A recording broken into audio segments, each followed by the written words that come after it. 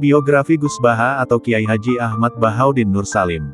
Kelahiran: Gus Baha atau Kiai Haji Ahmad Bahaudin Nursalim adalah putra Kiai Nursalim, pengasuh pesantren Al-Quran di Kragan, Narukan, Rembang. Kiai Nursalim adalah murid dari Kiai Arwani Kudus dan Kiai Abdullah Salam, Kajen, Pati. Nasabnya bersambung kepada para ulama besar. Bersama Kiai Nursalim inilah, Gusmik Kiai Haji Hamim Jazuli, memulai gerakan Jantiko, Jamaah Anti Koler, yang menyelenggarakan seman Al-Quran secara keliling. Jantiko kemudian berganti mantap Majelis Nawaitu Topo Broto, lalu berubah jadi Zikrul Gafilin. Kadang ketiganya disebut bersamaan, Jantiko Mantap dan Zikrul Gafilin. Kiai kelahiran 1970 ini memilih Yogyakarta sebagai tempatnya memulai pengembaraan ilmiahnya.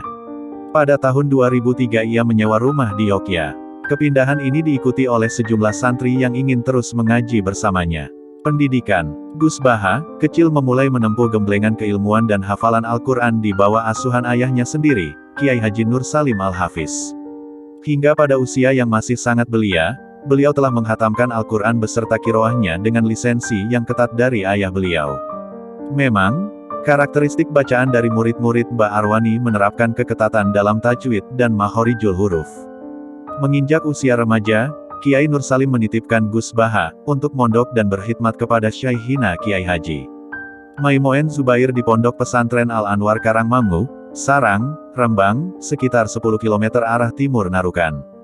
Di Al-Anwar inilah beliau terlihat sangat menonjol dalam fan-fan ilmu syariat seperti fikih, hadits dan tafsir.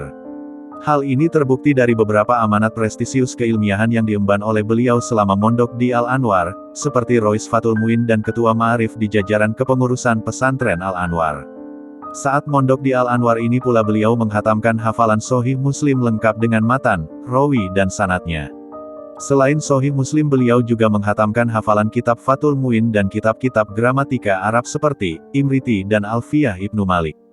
Menurut sebuah riwayat, dari sekian banyak hafalan beliau tersebut menjadikan beliau sebagai santri pertama Al-Anwar yang memegang rekor hafalan terbanyak di era beliau.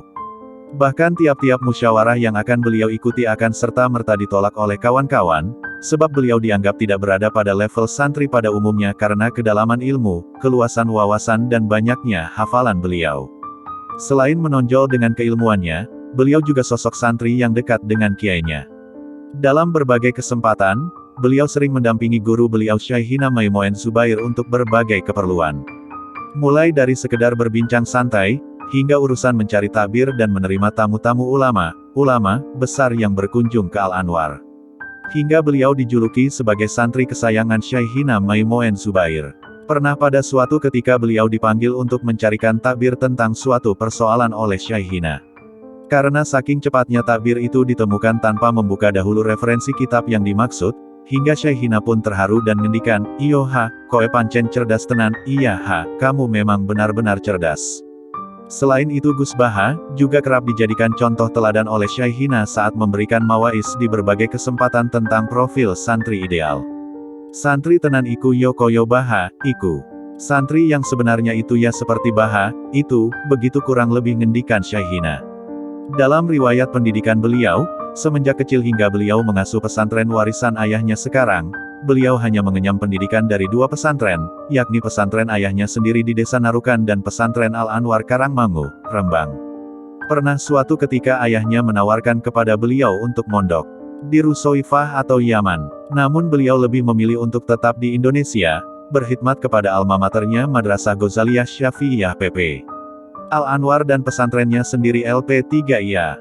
Pernikahan. Setelah menyelesaikan pengembaraan ilmiahnya di Sarang, beliau menikah dengan seorang neng pilihan pamannya dari keluarga pondok pesantren Sidogiri, Pasuruan, Jawa Timur. Ada cerita menarik sehubungan dengan pernikahan beliau.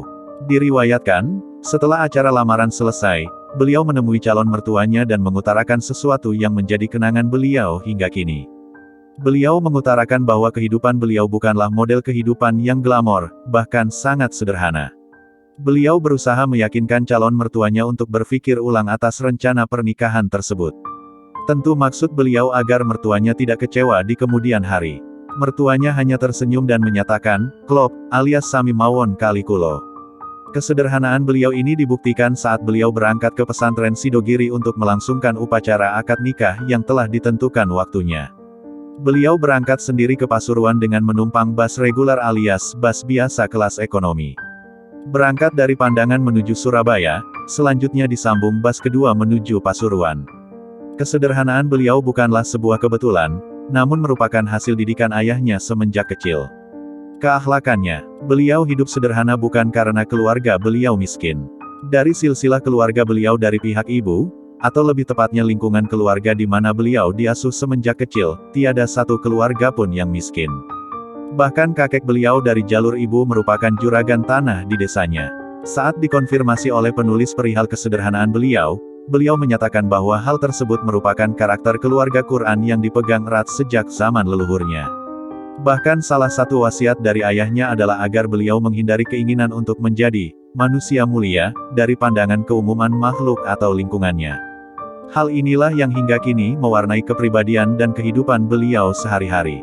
Setelah menikah beliau mencoba hidup mandiri dengan keluarga barunya. Beliau menetap di Yogyakarta sejak 2003. Selama di Yogyakarta, beliau menyewa rumah untuk ditempati keluarga kecil beliau, berpindah dari satu lokasi ke lokasi lain. Semenjak beliau hijrah ke Yogyakarta, banyak santri-santri beliau di Karangmangu yang merasa kehilangan induknya. Hingga pada akhirnya mereka menyusul beliau ke Yogyakarta dan urunan atau patungan untuk menyewa rumah di dekat rumah beliau. Tiada tujuan lain selain untuk tetap bisa mengaji kepada beliau. Ada sekitar 5 atau 7 santri Mutahorijin Al-Anwar maupun MGS yang ikut beliau ke Yogyakarta saat itu. Saat di Yogyakarta inilah kemudian banyak masyarakat sekitar beliau yang akhirnya minta ikut ngaji kepada beliau. Pada tahun 2005 ayah beliau Kiai Haji Nur Salim jatuh sakit. Beliau pulang sementara waktu untuk ikut merawat ayah beliau bersama keempat saudaranya.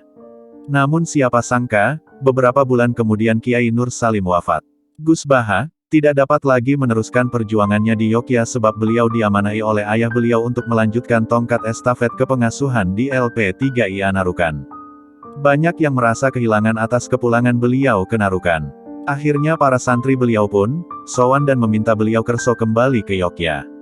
Hingga pada gilirannya beliau bersedia namun hanya 1 bulan sekali, dan itu berjalan hingga kini. Selain mengasuh pengajian, beliau juga mengabdikan dirinya di Lembaga Tafsir Al-Quran Universitas Islam Indonesia UII, Yogyakarta. Keilmuannya, selain Yogyakarta beliau juga diminta untuk mengasuh pengajian tafsir Al-Quran di Bojonegoro, Jawa Timur. Di Yogyakarta minggu terakhir, sedangkan di Bojonegoro minggu kedua setiap bulannya. Hal ini beliau jalani secara rutin sejak 2006 hingga kini. Di UII beliau adalah ketua tim Lajnah Mushaf UII. Timnya terdiri dari para profesor, doktor dan ahli-ahli Al-Quran dari seantero Indonesia seperti Prof. Dr. Quraisy Shihab, Prof. Zaini Dahlan, Prof. Sohib dan para anggota Dewan Tafsir Nasional yang lain. Suatu kali beliau ditawari gelar Doktor Honoris Causa dari UII, namun beliau tidak berkenan. Dalam jagat tafsir Al-Quran di Indonesia beliau termasuk pendatang baru dan satu-satunya dari jajaran Dewan Tafsir Nasional yang berlatar belakang pendidikan non-formal dan non-gelar. Meski demikian, kealiman dan penguasaan keilmuan beliau sangat diakui oleh para ahli tafsir nasional. Hingga pada suatu kesempatan pernah diungkapkan oleh Prof. Quraisy bahwa kedudukan beliau di Dewan Tafsir Nasional selain sebagai mufasir, juga sebagai mufasir faqih karena penguasaan beliau pada ayat-ayat ahkam yang terkandung dalam Al-Quran. Setiap kali lajnah menggarap tafsir dan mushaf Al-Quran, posisi beliau selalu di 2 keahlian, yakni sebagai mufasir seperti anggota lajnah yang lain, juga sebagai faqihul Quran yang mempunyai tugas khusus mengurai kandungan fiqh dalam ayat-ayat ahkam Al-Quran.